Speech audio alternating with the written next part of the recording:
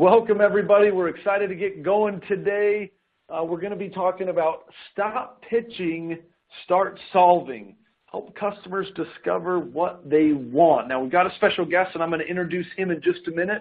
But as we allow a couple of other people to trickle on in, wanted to play a short clip for you, and then we will start with our main event.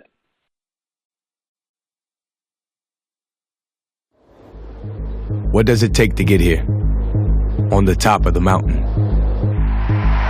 on the threshold of opportunity, poised on the edge of greatness. It takes this, a lot of this, but it also takes this, a combination of science and sweat, the addition of math to muscle, and metrics to hustle, because determination and sheer force of will can make you great. But adding data and science will help you achieve greatness. And if you think this applies only to those special few that perform on life's biggest stages, then think again. Data, science, and artificial intelligence are a part of everyday life, helping us maximize our potential at home and on the go, and from the stadium to the sales floor. Sales plays built on predictive insights, data and science prioritizing everything you do. More leads converting to opportunities. More opportunities converting to deals. Rookies who sell like veterans. And sales teams primed for success. That's what we do. A revolutionary sales platform that adds numbers to your know-how and elevation to your effort. Taking your sales floor from this to this. Resulting in more of this. Determination and data. That's how you get here. On the top of the mountain.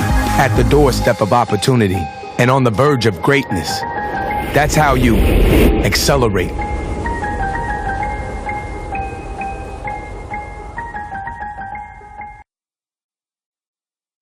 All right, so if you want to catch more of that video, feel free to contact us.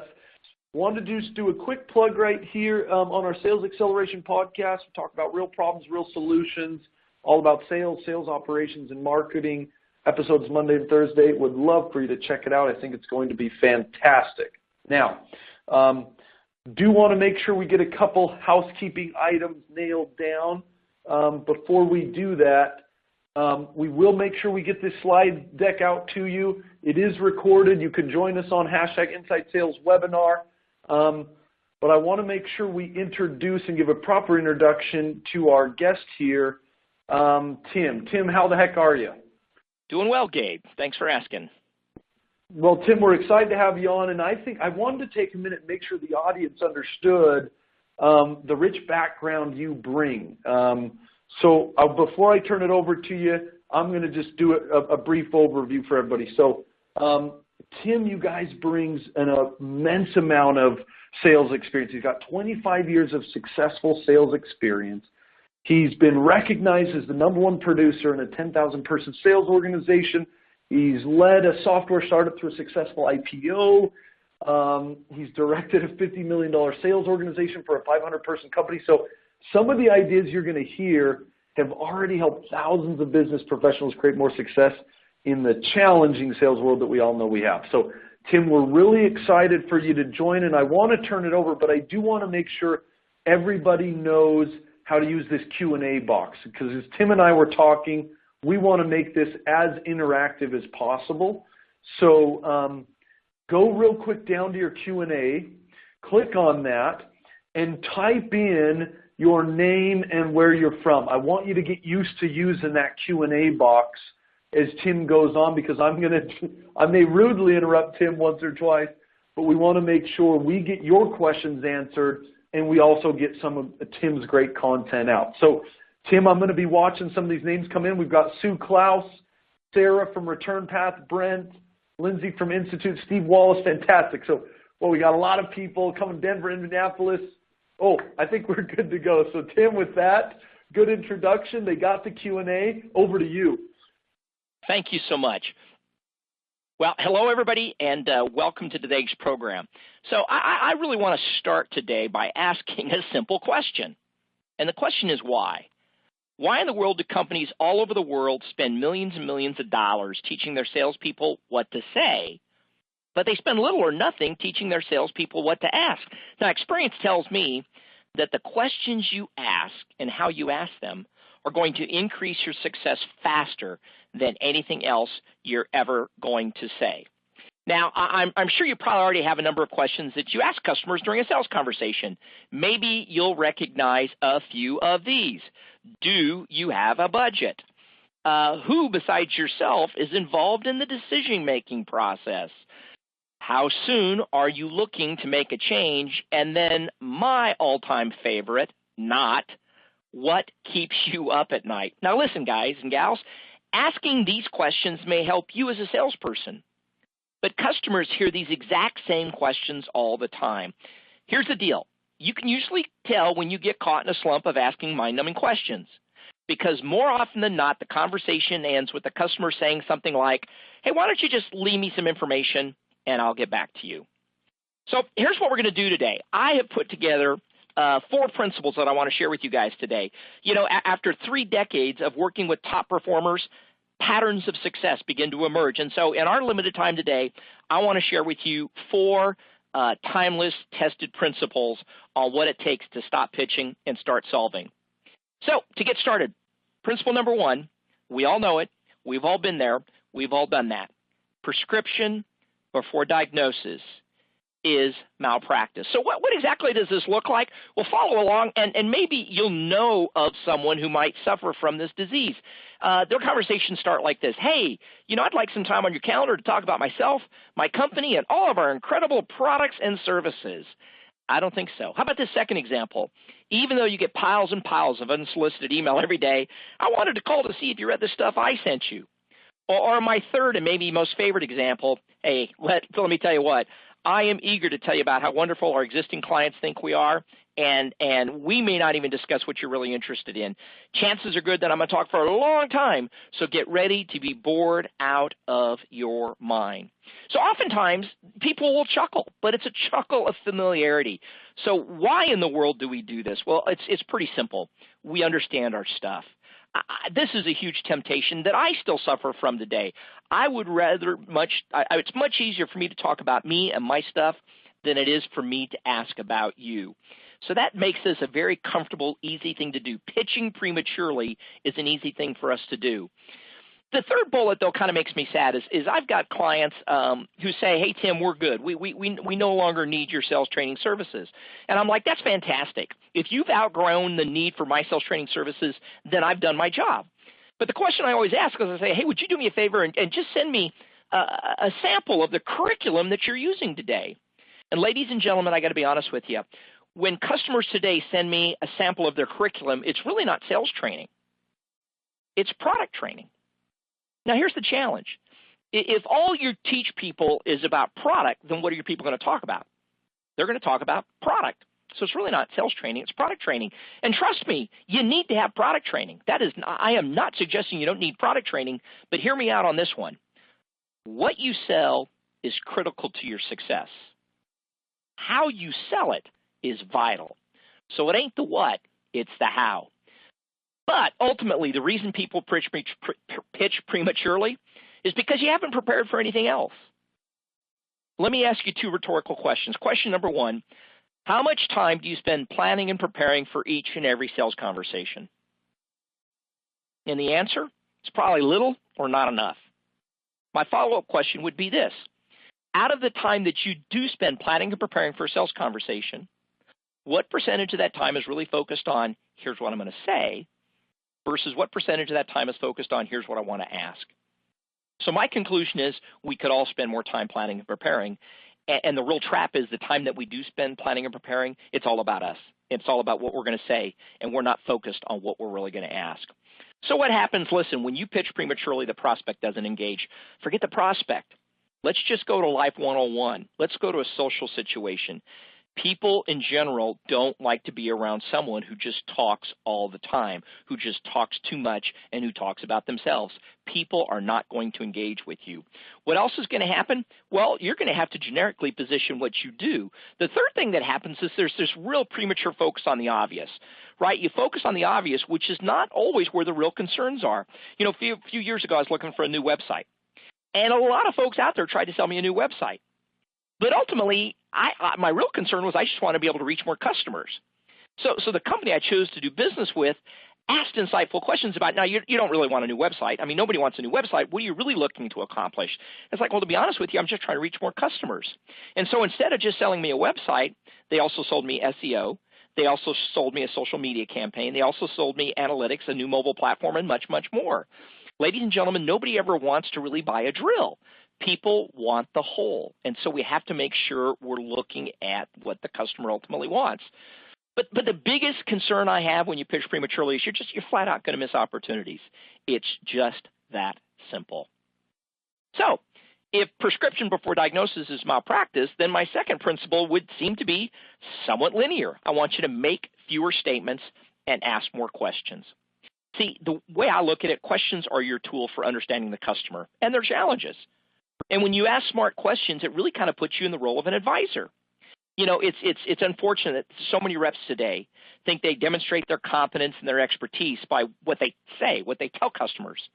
The top performers truly understand you don't demonstrate your expertise through what you say. You demonstrate your expertise through what you ask. Ultimately, in my world, job number one is you want to help your customer completely understand their problem. I mean, that's why they're talking to you in the first place. If they completely understood their problem, they would just hit the buy now button. And here's the deal. They need this help because they don't really understand their problem. And if you're not asking the right questions, then you're not going to help them understand their problem.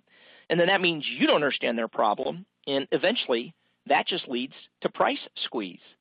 Here's a fun fact for you. Where I come from, more sales are lost by asking stupid questions than by asking for too high of a price. So what are the obstacles? Sometimes I work with senior reps, reps that have been doing this for 20, 25, 30 years, and they go, gee, Tim, I don't want to ask all these questions because I'm going to look uncertain. Look, I'm not advocating that you look stupid, but there's no way you can possibly know it all. When I deal with a sales rep that has all the answers, I eventually start becoming very nervous because there's just way too much content out there. There's way too many applications. There's way too many questions that just not everybody has the answers to. So it's okay to look uncertain. The second concern is, well, gee, if I'm asking all these questions, I'm going to run out of time. I don't think you will. Look, at the end of the day, when a customer says, hey, Wackel, we got 10 minutes, why don't you just pitch me on what you do? I can be like, look, here's the deal. You've given me 10 minutes, and I can give you 10 minutes of generic spew on what I do. But I'm not thinking that's going to be very meaningful. I don't think that's going to be very insightful, and I don't think you're going to find it valuable. But since you've only given me 10 minutes, if you give me like 5 minutes to probe a little bit, and then the second half of my time, that second 5 minutes, then I'll share some insights that I think will be more applicable based on what I discover.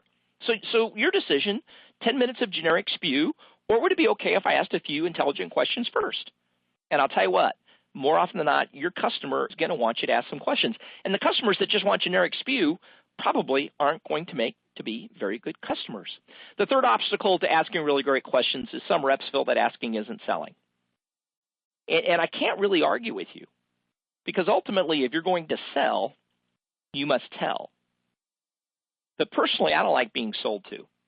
I'll tell you what, I love to buy, right? When I'm in the market for something, and whether it's a new car, a new TV, a new home, a new suit, new pair of shoes, I am ready to buy. But I want somebody to ask me questions. Hey, this new car, so tell me, how many miles do you drive a year? You typically, how many people do you have? Do you need a large trunk space? What's more important to you? Efficiency or horsepower? I want somebody to lead me through that buying process, and you're going to do that by asking me the right kinds of questions. But the number one reason we don't ask the right kinds of questions is why I'm here today, is we're not working on this. It's kind of a lack of training. So listen, don't take my word for it. Let's just go right now. Go down to the Q&A, right? I want you to use the Q&A. Gabe pointed it out earlier. Go to the Q&A box and type in for me right now, what is your number one thought-provoking sales question that you think everybody should be asking clients today? I want to take a look at some of the samples. Go ahead and send it to me. What is your number one thought-provoking sales question that you think everybody on this call should be asking customers today? Yeah, you've got some good things coming in. You've got one. I think you beat him to the punch here, Tim. You got Alexander said, what are the best questions, or are there some of the universal questions that we should ask? So I'm going to be interested to see what some of these people come in. Do you mind if I start reading out some of these, Tim? Would you please, Gabe? That'd be great. Yeah, so we got Erica says, have you looked at our company before? Steve says, what does a win look like for you? It's Felicia says, what keeps you up at night? She stole that one from you, I think, Tim. Michelle says, am I speaking with the decision maker? Sarah says, are you all right telling me if this is no longer a priority for you and your team? Adrienne says, what are you doing currently? You got tons in here, Tim. What is your objective, says Todd, when done? What will it do for you? What will it look like? I'm going to slaughter that one. What does the ideal state look like? How can I make your job easier? Okay. You got a lot in here, Tim. Good stuff. So thanks so much for sharing that with me, folks. Now, hang on to that question that you just submitted. Hang on to that question you just submitted, because I want to give you a little litmus test now. When I teach asking great questions, there's 3 criteria that must be met. The first criteria is, was the question open? It can't be closed. So do you have a budget? Is closed. You guys all know the problem with closed questions, it's verbal volleyball. Do you like walks on the beach? Yep. Do you like Barry Manilow music? Yep. Do you like rosé wine? Yep. And the customer begins to wonder, where's this conversation going? So to ask a great question, more often than not, great questions are going to be open. Am I suggesting every question you're going to ask is going to be open? No. But if you're going to think through high-impact, thought-provoking questions, the first criteria is that question needs to be open. The second criteria is that question needs to be unique and thought-provoking, which means you got to be asking questions nobody else in your industry is asking. How do you know if your question is unique and thought-provoking? 2 things are going to happen. Number 1, after you ask the question, there will be a pause. The reason there's a pause is because this customer, this prospect, has never been asked this question. And so they're going to need a certain amount of time to formulate an answer. Right? When you ask a question and somebody's got an answer right away, that's because they know exactly where you're going. There's not a whole lot of new thinking going on. So the first thing that happens when you ask a unique and thought-provoking question is there's pause. The second thing that happens is typically the first words out of your customer's mouth are something like this. Wow, that's kind of a good question. And then you sit there and you smile because you go, you know what? It is. I've been working on this. And here's the third and final criteria is great questions typically have some context around them. So context is the reason why you're asking. If you turn on the Sunday morning news shows, right, they typically have VIPs on, and they're trying to engage them in conversation. And so they don't just lob question after question after question. They set the question up with some context. Hey, given what's going on in North Korea and the overtones in Syria and what's going on in the current White House, what I'd like to ask you is the following. So they're putting a context around it, and they're showing their expertise. They're giving that individual a reason to answer. This is why I'm asking you this question. Ultimately, here's the deal, ladies and gentlemen. I'm a real big believer that if you ask smart questions, they're going to think you're smart. And I'm hoping that I don't have to work through the corollary with you. Okay? So here we go. Pop quiz. What do you think? Is this a smart or a dumb question? Hey, if I could save you some money, would you be interested in moving forward? I'll be honest with you, just asking that makes me want to run home and take a shower. Right? These are not the types of questions we want to be asking. So somebody in the Q&A said, hey, are there some universal questions? I happen to believe there are. I happen to believe there's lots of universal questions. What I'm going to do now is I'm going to share with you 4 of my own questions. Now, I can't guarantee these questions are going to work for you, but I can guarantee these questions work. Here's example number 1. I sell blank. I sell wheelbarrows. I sell software. Right? In my world, I sell sales training. So here's the question. I sell sales training, and you know what? There's a lot of options out there. Here's what I'm dying to know. How in the world does somebody in a position like yours, how do you choose?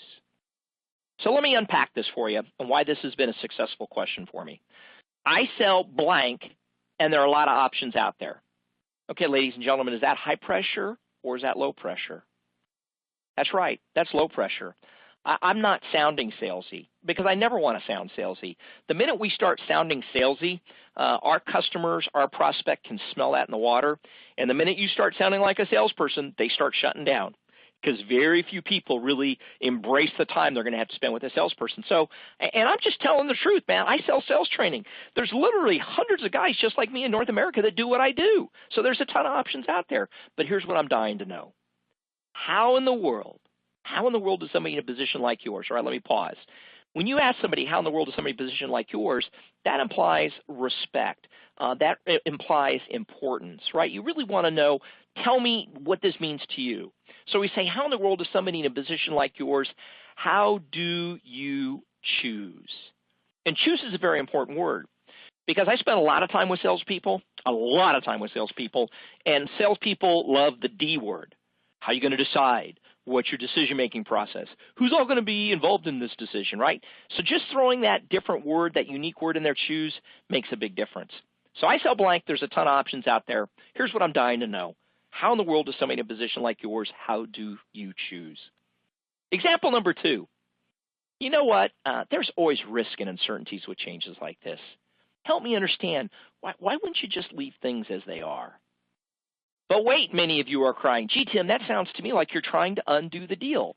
Well, listen, if you feel like you have the power to undo the deal, then the law of physics would tell me that you also have the power to do the deal, and neither of those are true statements. Right? Sometimes we hear what we want to hear, and we don't really hear the truth. And I think sales reps that are at the top of their game are willing to tug on the deal from time to time. If the customer really wants it, they won't let you have it. But if you tug on it and it comes loose, then it's probably not a real high probability deal. So there's always risk and uncertainty. So again, in my world, Tim, we got a couple of questions coming in. You mind if I interrupt real quick? Please, glad to hear it. Yes, yeah. So a couple things. We got one from Aiken Walker. I want to make sure we get this one out here. So as we think about these questions, can you provide the context? When should I utilize some of these kind of powerhouse questions that you're bringing to the audience right now? Is this just as soon as I start my discovery? Where do I typically find this in the sales process? So that's a really good question, and I don't want to be flippant, but I think asking great questions happens early and often. So when I ask really great questions like the previous one, I sell sales training. You know what? There's a ton of options out there. How in the world does somebody in a position like yours choose?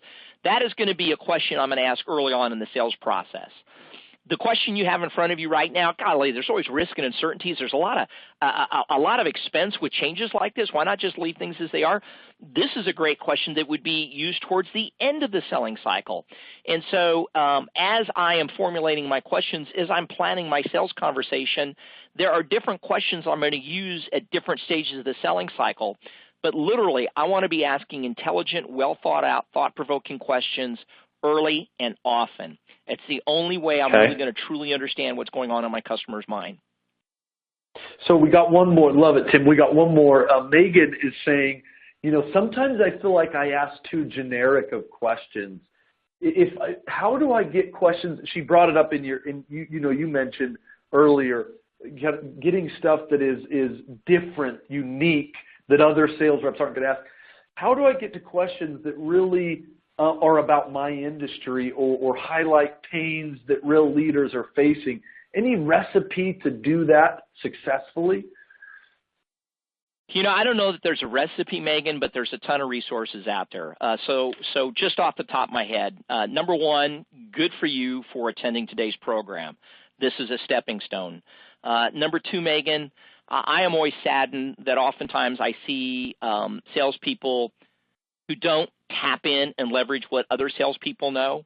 And what I mean by that is I can go to a sales conference, have 200 people in the audience, and I'll ask 200 people, I say, how many of you know who the number one sales rep in this room is? And 200 hands go up.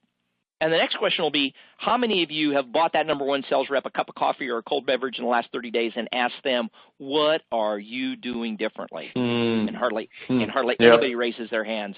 So, Megan, tap into the wisdom of insights of others. And the third and final thing, Megan, is Amazon is a blessing to you. There are literally, I'll bet there's at least a dozen books on my bookshelf, Megan, specifically about asking questions during the sales cycle.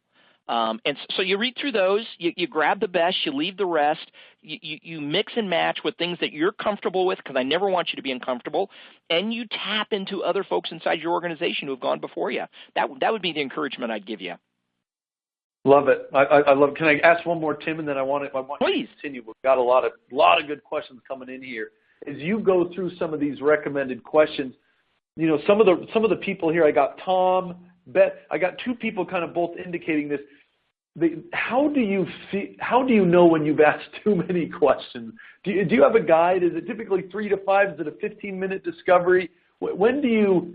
I mean, I got Beth here saying sometimes I notice that it's getting awkward on the phone, like I'm going too far.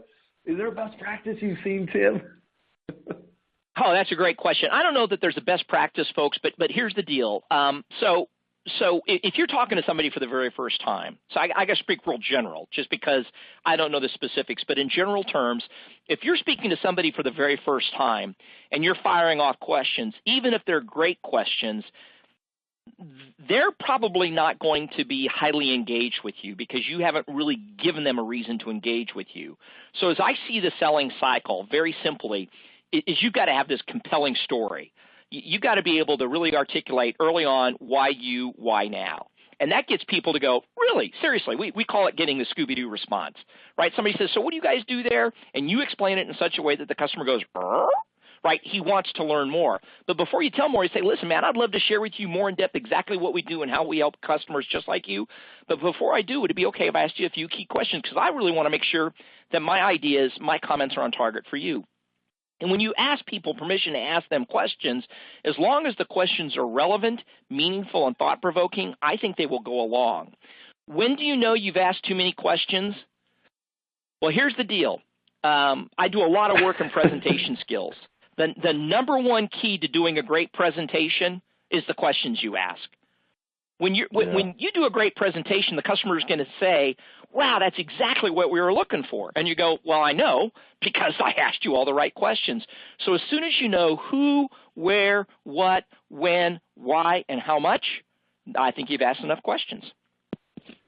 I love Tim. I think we've opened up a can here. We got another about 15 questions, so I'm gonna have to ask you just one or two more, and then we can jump back in if that's okay. But it fits in here, Felicia. Felicia, I'm going to get to you here, Felicia Pope, and respond if we don't answer it correctly. But using these questions correctly. Do you feel like, Tim, even what you've just gone over, can I translate these questions into an email or into sales letters when I start, and I'm kind of using, I'm trying to get in or get in contact with the prospect. Felicia's kind of trying to get to, is there questions I can answer or use in that context that can be effective, or do you consider these to be potentially two different kind of ideas? We've got discovery questions, and then we've got thought-provoking questions to kind of quote-unquote prospect or get in the door. So that's really interesting. The questions I'm reviewing with you today, kind of my approach today is more of the art of the dialogue, the art of the conversation. Would I ever ask questions in an email? The answer is not only yes, but heck yes. So in a prospecting email, I may send a prospect, hey, Gabe, Tim Wackel, we've never spoken before, but Gabe, the reason I'm emailing today is I want to ask you just two quick questions. Number one, Gabe, how much did you invest in sales training last year? And question number two, Gabe, how much do you wish you'd spent on sales training last year? I'll give you a call next week to discuss your answers. So yeah, Felicia, using questions in an email as part of a prospecting campaign, I would much rather get a prospecting email that asks me a question because most of the prospecting stuff I get is somebody's like, hey, would you jump on a WebEx? We want to show you our stuff. It's like, I don't want to see your stuff because you have no idea who I am or what my challenges are or what I'm up against. So I love the idea of prospecting with questions saying, hey, the reason I'm reaching out to you today is I work with other executives just like yourself who are struggling with this, that, and the other thing. And I'm just dying to know the answer to the following two questions. And if those two questions are like, whoa, and I don't mean like what keeps you up at night or what's your budget, then you probably have a higher likelihood of getting somebody engaged. Yeah. Do you feel like, Tim, we got Nicole from Corning. I want to make sure this comes out, Nicole. She says, hey, I'm a little different role. I'm more probably a sales development or business development. Do these types of questions still apply, or should I be asking different questions as an appointment setter? The examples I'm giving you may not be appointment setting questions, but you definitely can be asking more questions. The right questions. Yeah. The right questions, yeah. And I don't want to paint with a broad brush, but I honestly don't remember. And I've been doing this for a long time, guys. I don't remember the last time I did a ride-along or a listen-in, and my critique was, you know what, you asked too damn many good questions. I don't remember the last time those words came through my lips. And I would welcome the opportunity to set somebody down and go, dude, you just rocked it. You asked way, way too many thought-provoking, unique questions. Oh, my gosh, dial it down. That just doesn't happen. Usually the conversation is, you know what, you talked too much and you didn't learn enough. And now we don't know where we stand. We don't know who's involved. We don't know what the real motivation is. We have no idea how fast this thing's going to move or what the resources to fund it are. But other than that, we can try calling back and, do a little more pitch and pray if you want, but I don't think it's going to work. Okay, I love it. Tim, guys, keep bringing the questions. I am stacking them up here. We'll get Tim just a little later. Tim, I want to hear a couple more of these questions, but we got one good question here that I do want to get to. It's coming from Matt, and it's the idea is, how do I make sure I set up these questions right? So we're talking about these great questions to ask. Is there a good transition statement after you've done an introduction or after you've kind of set the stage? How do I transition into these questions so that I do it in an appropriate way that kind of comes off right to the customer? Matt, so I'm gonna teach you a specific phrase here, Matt, in about the next 3 minutes. If I can put you off till then, with your permission. Let's do it. Maybe that'll be a good way, Tim, to continue on here because I keep getting bombarded, and I want to make sure we get the audience. But let's continue on with some of these other questions. Guys, I am grabbing these questions. We'll get some of them at the end. But, Tim, let's get on. I want to make sure we get some more of this good info. And I love the interaction, guys. I literally, we could spend all day talking about this. But let's look at my third of four examples. Here we go. The old budget. Everybody wants to know, well, how do you discover budget? This is how I discover budget. I go, you know what, Gabe, here's the deal. Some clients have a tough time calculating a reasonable budget for a project like this. I'm really curious. Gabe, tell me a little bit about how you guys came up with your number. So let me give you some context. In my world, I'm not selling iPhones. I'm not selling widgets. You don't go out on a website and it says sales training is $1,500 per day. Or maybe you can with some folks, not with me because we're going to tailor and customize everything. So when prospects approach me, they don't really know. Are we spending $500, $5,000, $50,000? I mean, they don't really know. And so my context is, gee, Mr. Customer, oftentimes clients have a tough time calculating a reasonable budget for a project like that. This is the context. They're going, okay, good, because we're really struggling. But then I go on to say, hey, tell me a little bit about how you guys came up with your number. So when I say, hey, tell me a little bit about how you came up with your number, here's what typically happens. They tell me about how they came up with the number. They tell me about who was involved in coming up with the number. And quite frankly, more often than not, they volunteer the number. And you guys know as well as I do that if you lead with, what's your number? They're going to go, no, we're not going there, Sparky. So this is about putting the context out there. Hey, why am I asking about your budget? Because it's difficult to come up with a reasonable budget. So just tell me a little bit about how you guys came up with your number. And then my fourth and final example, and I really love this question, man, at the end of the day, what's going to be the biggest difference between the one rep, the one firm, the one organization that's going to win your business and the three others that come in second place? Talk about putting the ultimate squeeze on, look, what is this ultimately going to boil down to you? And again, I find this to be a great question because customers are like, man, I don't know. That's really a good question. If it's going to boil down to one thing and one thing only, I guess it's going to be blank. And then be prepared, right? Because if the blank is price, well, then how are you going to respond to that? If the blank is availability, how are you going to respond to that? If the blank is the latest technology, how are you going to respond to that? Ultimately, folks, this is my heart. Why should you ask questions? Look, all of you either have teenagers or at one point in time you were a teenager. And here's the deal. Teenagers especially are far more likely to buy into ideas they discover for themselves rather than the ones you tell them. So you can tell me what to do all day long. I probably am not going to follow your advice. I'm going to listen to that little voice inside my head.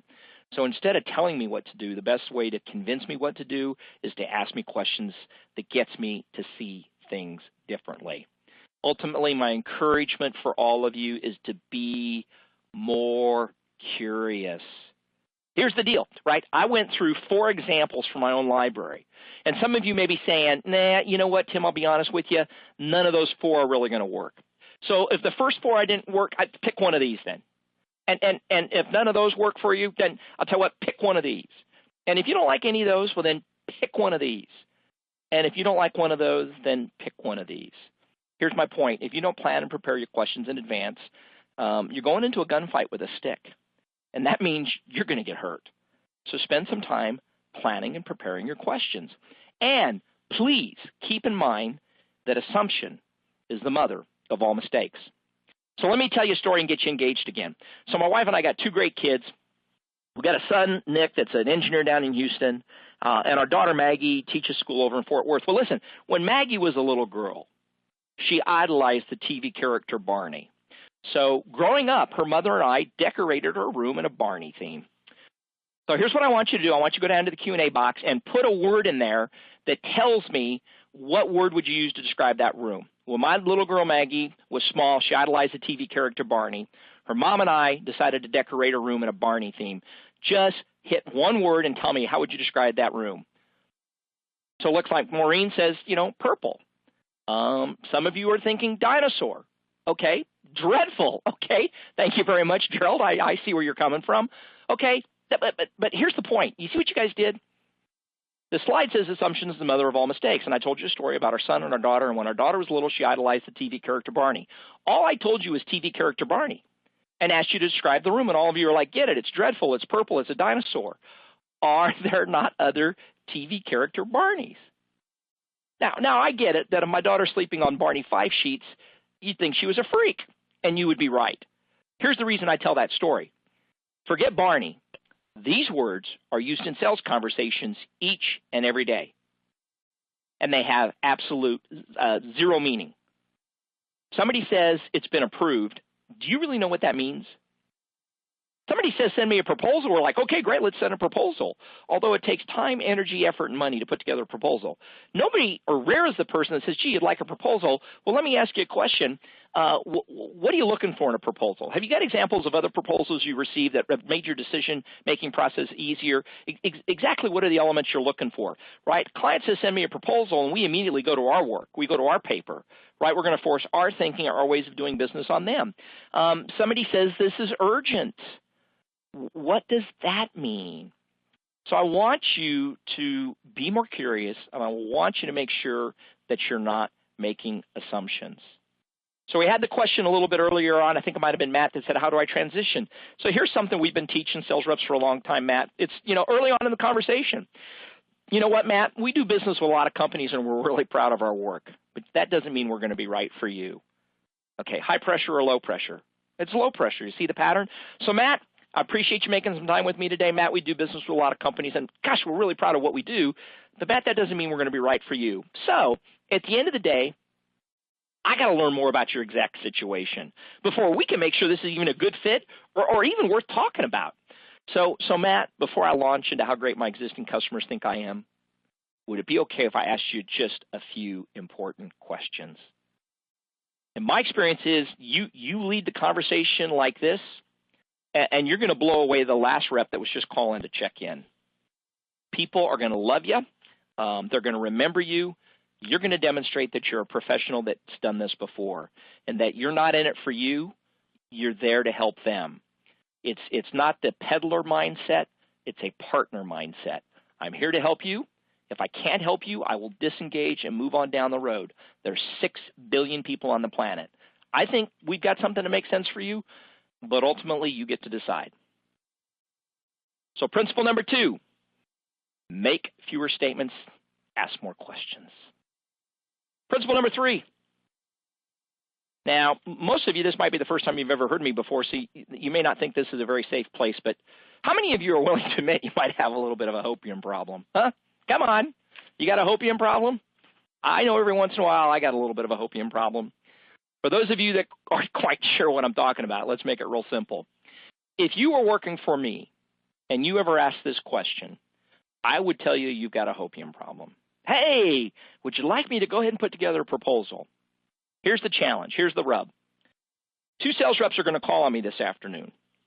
First sales rep, very organized, very professional. They've done their homework. They're asking great, insightful questions. They're listening carefully. I like their experience. I like their expertise. and this sales rep says towards the end of our conversation, would you like me to go ahead and put together a proposal? I'm going to say, sure. A second sales rep calls on me later today, and this sales rep's a wet mess. They are unorganized. They are unprepared. They show up and just talk about themselves. They got very little experience in my space. Quite frankly, I'm not even convinced they know what I do. I'm looking for an excuse to get out of this. And if that second sales rep asks that very same question, would you like me to go ahead and put together a proposal? I, like many of you, are going to say yes. Because as a species, we're non-confrontational. So the rock star sales rep hears a yes, and the knucklehead sales rep hears a yes. But only one of them truly got a yes. So what am I suggesting? Well, I'm suggesting instead of going for yes, sometimes it's best for us to go for a no. So instead of asking, would you like me to go ahead and put together a proposal, we would offer that you consider to phrase it a little bit differently. Hey, I've really enjoyed our conversation today, Gabe, but, I sense that putting together a proposal is still a little bit premature. What are your thoughts? All right, let's go back to the earlier example. Right, in the earlier example, I got a rock star sales rep. And if that rock star sales rep says, gee, Tim, I've really enjoyed our conversation, but I sense that putting together a proposal is still premature. What are your thoughts? I'm going to be like, no, man, I want a proposal. Bring it. I mean, when was the last time you had a customer drag you through the selling cycle? That's a lot of fun. It's much easier to pull a rope than it is to push a rope. If, on the other hand, you're the second sales rep, the knucklehead, and if the knucklehead says, well, gee, Mr. Wackel, I've really enjoyed our conversation today, but I sense that putting together a proposal is still premature. What are your thoughts? I'm going to be, you know what? You're right. It is still premature. Top performers are not afraid to put the elephant in the middle of the room and just say, listen, I don't know. What do you guys think? You see an elephant here? Because sometimes, and guys, listen, I struggle with this. I mean, if I was so doggone good, I'd be doing this call from my boat, but I'm not on my boat. I'm in my office. If I were so good at this, I would never struggle with this. But every once in a while, we think that if we just don't talk about this, if we just don't draw attention to a potential weakness, we'll be okay. Now, you'll always be found out. And quite frankly, you'll sleep much better if you put the weaknesses out there and you test them. Another example. Hey, are we still on track to get that PO? If you're in business development or you're an account manager, you've been calling on these people for a long time, they know you, they like you, they trust you, they respect you, they don't want to give you bad news. Nobody wants to give somebody else bad news. That's not a lot of fun. So when you show up and you're all happy, hey, are we still on track? They're like, oh, man, yeah. Versus go negative, go for the no. Say, man, hey, look, I feel like we're not going to get that agreement signed this month. Can you help me understand what I should be doing differently? Look, there's only one of two ways they can respond. Either they're going to go, yeah, you're right. And it's a lot easier to say, yeah, you're right, than it is to explain to somebody that they've lost the deal. Or they're going to argue with you. They're going to go, no, seriously, you're going to get it this month. It's like, great. That's great. I'm very excited. And probably the third and simplest example, somewhere, someone, some long time ago in a galaxy far, far away, told you guys that when you call somebody, if they're not expecting your call, yes, is this a good time to talk?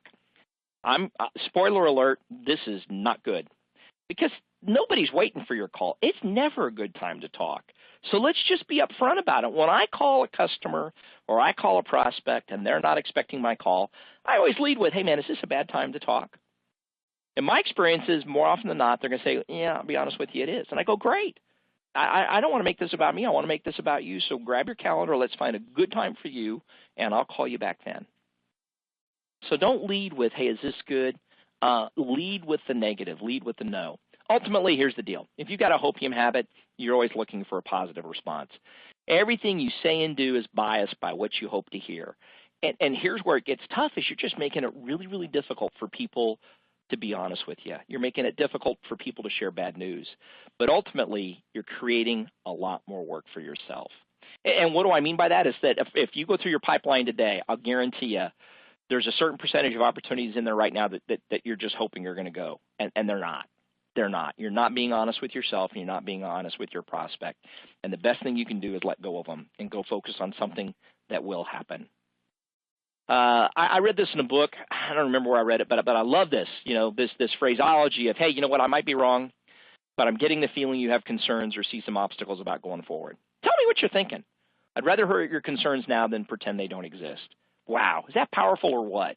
Even if you think you're firing on all cylinders, why wouldn't you triple check the knot just one more time? This was interesting. I saw this on the internet the other day. A couple of behavioral scientists studied how to overcome resistance. In the study, researchers dressed as panhandlers and asked for money.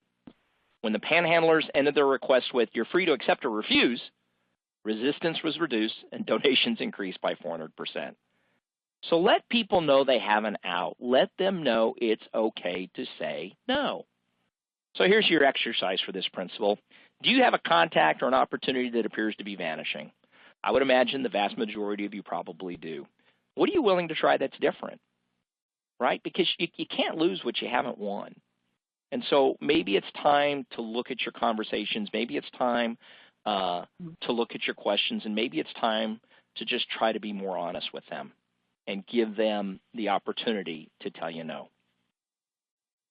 So I've got one more principle, and then we're going to get to whatever questions time allows. So my fourth and final principle for you guys today, this is kind of my motivational minute for you.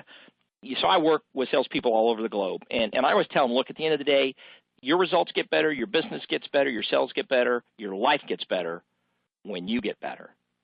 And ultimately what that is just a call to action that you guys have already invested an hour of your day today trying to figure out how to ask better questions. Don't let these ideas go fallow. Figure out what 2 or 3 concepts you want to move forward with and move forward with them. You know, we used to really harp on our sales team about investing in themselves. And we had something called a 30-20-10 rule where we would ask salespeople to invest an hour each day in themselves, which seems insane. But listen, if you're not pausing every once in a while to sharpen the saw, you know, eventually you're just going to bust the blade. So we would really ask salespeople to do something for 30 minutes, 20 minutes, 10 minutes. And when I was running sales organizations, we'd ask everybody to spend 30 minutes just getting some physical activity, also known as exercise.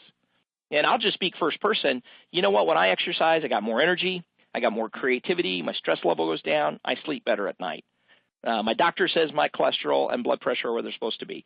Why in the world wouldn't I exercise each and every day? Because you know what? I'm a salesperson. And I got calls to make. I got demos to do. I got proposals to put out. I got airplanes to catch. I got clients to teach. You know, but if you don't take time for yourself, if you're not good to you, who else is going to be good to you? And if you're not at your best, it's going to be hard for you to perform your best. We'd ask salespeople to spend 20 minutes every day reading. We really wanted them to be informed. And here's the facts: is if you read 20 minutes a day and you do it 5 days a week, at the end of the year, you'll have read on average 22 books. So we had a question earlier about, well, how can I learn more about questions? You know, if you start reading question books right now, I bet there's 22 question books out there on the internet on asking better sales questions. If you read 22 books on asking better sales questions, I'll guarantee you a year from now, you could be teaching me stuff. A year from now, you could be doing this program. Because, you know, you read 22 books on any given topic, you are pretty much an expert in that space. And so we're not saying you have to read about how to be a great salesperson. Read about how to be a better spouse, a better parent, better tennis player. Read about politics, world religions. It doesn't matter to me, but keep the learning alive. And the 10 minutes a day is we'd ask everybody in our organization to spend 10 minutes time just kind of reflecting and journaling. Journaling on where are you at, what are some of your challenges, where are you taking new ground, where do you need to take new ground? And this was always real applicable to me because if I'm not spending time kind of reflecting on what's going on, then every day gets to be like Groundhog Day. And I keep getting up and making the same mistakes over and over and over and over again. So before we get to the final questions, I'm just going to let you guys know, for those of you that haven't worked with me before, never heard of me before, listen, if you're an individual contributor, I got a whole library of training on demand. You know, products just like this program. About an hour in length, instant access. You download content, you watch, you learn on your own schedule. You know, sometimes we got sales managers and they've got a geographically dispersed team, but they still want to participate in something that's tailored. So, you know, I do these kinds of customized webinars for a lot of different clients. So if that's something you're interested in, reach out. And last but not least, if you're a client like one of these that gets the whole team together from time to time, you know, there's really nothing more effective than on-site training and follow-up coaching. You know, and when we do this, we've got assessments and pre-program assignments and group exercises and role plays and videotaping and a whole lot more. So guys and gals, listen, if you're serious about having the best career possible, what in the world would you start doing differently tomorrow? Gabe, what questions can I answer here? Are you sure you want to open that can again, Tim? We might be here all day. Should I just wave goodbye? No, I'm teasing. Oh, my goodness. Great. Yeah, a lot of questions that came in. So why don't we take just a couple minutes now and try to get to them. But as we do, I just want to make sure that, please, and I assume I speak for Tim here as well, please do connect with us on social networks. Continue the conversation with myself and Tim. I think we'll both be offended if you don't connect with us on LinkedIn or Twitter. And then I'm going to flash here in just a second a couple other offers from InsideSales.com. We've got a great ebook around day in the life of a sales rep that helps you prepare and know how you can tackle some of your biggest challenges. And then we've got some great technology to back that up. So as I flash those, I got to get to some of these questions, Tim. So let's go through them. And again, guys, go ahead and keep putting in the questions. I'll try to grab them as we come. We have one question here around decision makers not wanting to go further. So you have a situation where I say they've probably been asked a lot of questions already by multiple sales reps. This decision maker doesn't seem like he's open or doesn't want to be asked questions. Any advice you would give or a question you would ask to see if you can kind of turn that attitude around? So that's a very real situation. I'm going to tell you something that if I tried it 30 years ago, I probably would have soiled myself.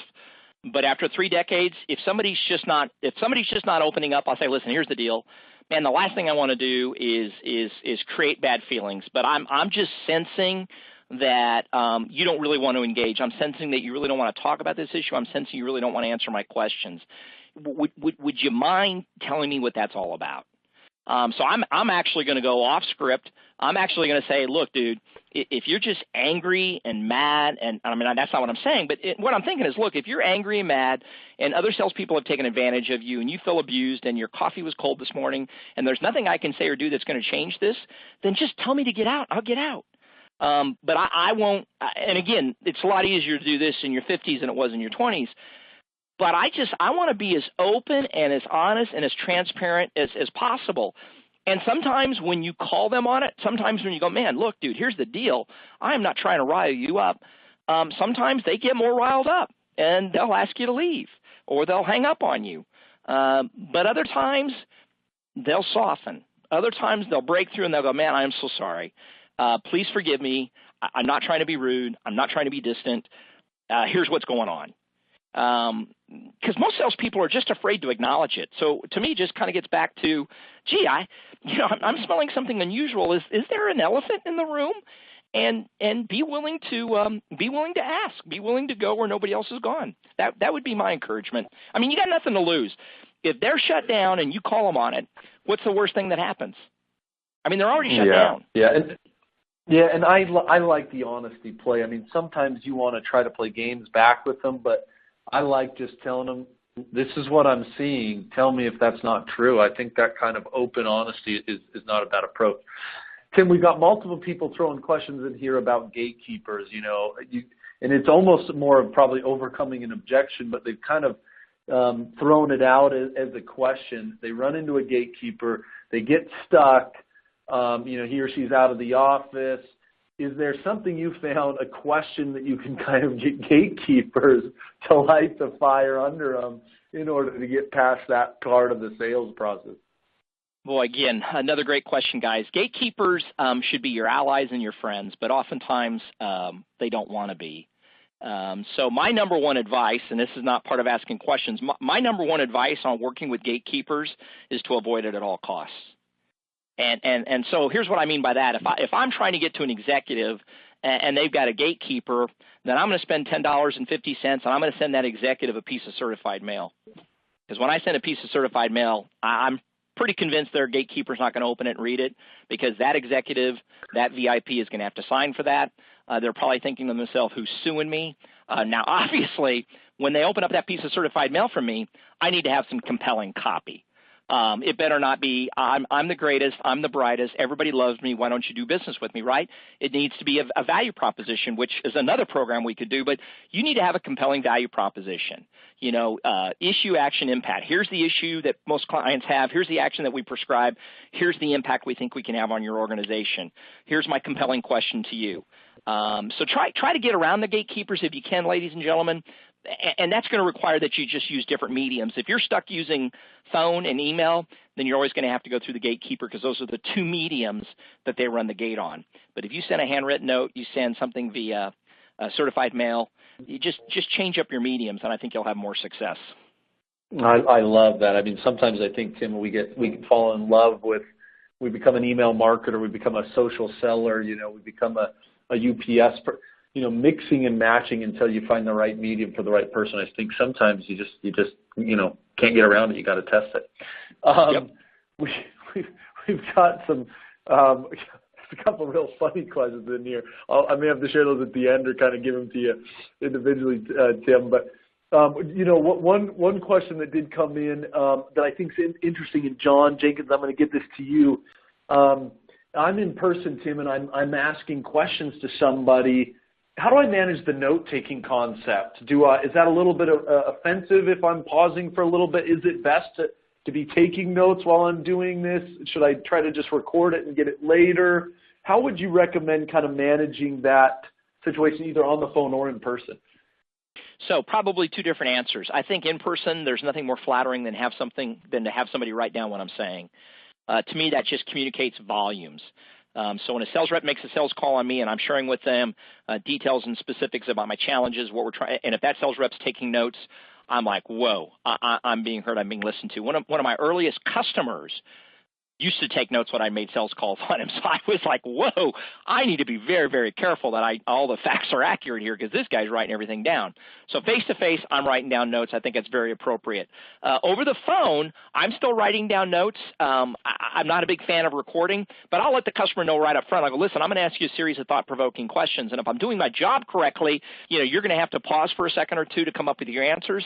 And then I'm going to have to pause for a second or two because I want to make sure I'm capturing everything. I don't want to miss anything. So if there's some silences, if there's some gaps, don't think that I'm checking my Facebook profile. I just simply want to take good notes. And then part of taking good notes, guys and gals, is not just only taking the note, but after a period of time has elapsed, whether it's 3 minutes, 5 minutes, 6 minutes, then go back and paraphrase. Okay, now listen, let me just play back what I've written down here, because then that really affirms that, listen, I am taking notes and I want to make sure that I'm hearing the right things and capturing the right things. Because it's amazing. You think you're capturing the highlights, and then you'll play it back and they'll go, no. It's really not blue. It's more of a turquoise. And you'll be like, oh, wow, man, I'm glad I went back and revisited that. So face-to-face, I'm taking notes. Over the phone, I'm going to let them know there's going to be pauses, but then I want to make sure I'm playing back what I've written down to ensure we are on track. Good. Interesting. Yeah, I mean, it's sometimes a little bit awkward, but I think you're right. The validation that it can provide to somebody can just be a game changer. I actually like bringing it up in the conversation. I like that idea, hey, I'm going to be taking some notes. If you hear some pause, that way that awkwardness maybe isn't, and that was kind of part of the question, there may be a little bit of awkwardness. So that may be, let's just be honest, just tell them if you hear some silence, I'm going to be taking some notes. Tim, you've got a handful of sales development or appointment setters on the line, and there was a couple of questions. We talked a little bit about it earlier, but, you have one person here say, hey, I make a lot of calls, I make a lot of stuff. I'm always looking for, the best question as a sales development rep. And I know our questions that we talked about today were often probably maybe a little more in that discovery process. Is there something if you get someone right on the phone and you don't have much time, it's that initial prospect call and you're trying to get an appointment. Is there a kind of a way you've been able to get a hook in the mouth and get them in? Boy, that is going to the answer is yes, and that is really dependent on who they are and why I'm calling. So a lot of it's going to require so part of my role is appointment setter. But part of what I do prior to making that phone call is I like to chum the water. And so I'm trying to send things in advance to really demonstrate my expertise, to demonstrate my reputation. Sometimes I'll send something that's just funny. Like we've got a postcard we're sending out this month that has a picture of Bigfoot on it, right? And the caption is, some things are difficult to find. Effective sales training shouldn't be one of them. So we're trying to create a brand or create an awareness so that when I do call, they're a little more willing to give me that 90 seconds to 3 minutes. And then it's questions like, hey, listen, here's my first question. I'm just kind of curious, on average, how much did you spend on sales training per rep last year? Here's my second question. Gee, if you had a magic wand, you could go back and redo it. How much do you wish you would have spent per rep? Because rare is the executive that says, man, we spent too much. We were way too effective. Everybody is hitting on all cylinders. And so I'm trying to ask questions that are going to kind of reveal those pain points and make it easier to have this conversation. Interesting. So if you have, we've got this voicemail and email thing that keeps coming up here. It looks like, let's go to this one. So this one kind of looks like it's from Scott, but we've had a few people ask it. If you're thinking about a voicemail or an email and you're trying to kind of end an email or a voicemail with something, a question that's meaty, can you use some of these types of things? This is more for discovery. Is there any advice you'd give on something catchy to kind of get that call back or get that reply? If yes, those things are out there. Here's kind of what I've discovered lately, ladies and gentlemen, is especially when I'm prospecting, especially when I'm trying to set appointments, I'm typically not going to ask them to respond. I'm not going to ask them to reply to the email, and I'm not going to ask them to reply to the voicemail. And the reason being is because they ain't going to do it. So, why ask people to do something they're not going to do? So it's not unusual for me to call. It's not unusual for me to prospect Gabe. Maybe I've sent him an email. Maybe I've sent him a direct mail piece. And then my third touch might be, hey, Gabe, it's Tim. We've never met before. We've never spoken before. But, Gabe, I sent you that introductory email about 10 days ago. I'm sure you're really busy. You probably haven't had a chance to read it. Gabe, I also sent you that little sales tip book last week. I hope the guys on your team are finding value in that. But, Gabe, here's the reason I'm calling today. I want to share one interesting piece of research with you. And then I'll share that piece of research, and I'll say, hey, Gabe, look forward to talking with you soon. This is Tim. Goodbye. And it freaks a lot of salespeople out because they're like, well, you're not leaving your name and number twice. It's like, no, because Gabe ain't going to call me back. But what Gabe's going to start to experience is that, look, I have a plan. I'm a professional, and I've got insights. I've got information that he should consider valuable. And so that's more my approach. Yeah. I like that. Interesting. That is a little different than probably your standard. So, Tim, I didn't realize I was just going to keep rolling here, but we're 2 minutes after the hour. I've had a handful of people say, oh, I'm so sorry, but we do have to go. We probably should wrap this up ourselves. So, again, thank you so much for the audience. Please connect with us on LinkedIn, Twitter. Continue the conversation. You got some great takeaways from Tim, some great offers from InsideSales.com. Tim, last words from you. Hey, listen, folks, if you want to be better at winning business, you got to go where you're afraid to go. You're going to have to do what you're afraid to do, and you're going to have to ask when you're afraid to ask. It takes courage to admit you can be better, and it takes confidence to believe you can change, but it takes absolutely nothing to create excuses. Gabe, thanks so much for having me today. Everybody have a great day. Take care.